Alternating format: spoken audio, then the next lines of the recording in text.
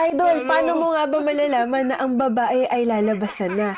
Alam niyo po ba, base po sa pag-aaral at sa mga clinical trials, sinasabi po na ang babae po ay usually nilalabasan pagkatapos po ng 13 to 14 minutes mga idol. At alam niyo po ba, pagkatapos po niyan ay maaari po ulit labasan ng labasan ang mga kababaihan dahil ang mga kababaihan po ay mabilis po yang makaliti, idol. Mabilis po yan makaliti ni Manoy, idol. Kaya po ang babae, mabilis lang din po yan lalabasan, idol. At ano po ba yung mga senyales na lalabasan na si Mrs. mga idol?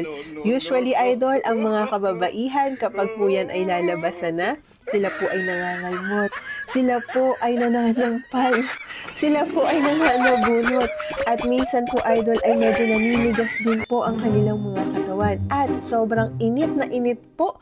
At napapamura na rin po, idol. Nakakapagsalita na rin po sila, idol, na nakakapagsumpa po sila sa isang bagay.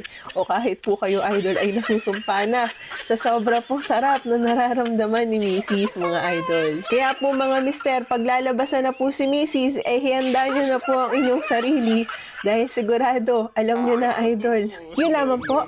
Please don't forget to like, share, and follow me for more videos. Magandang buhay mga idol.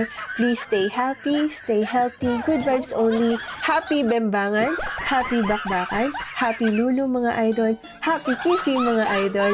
Yun lamang po, magandang buhay.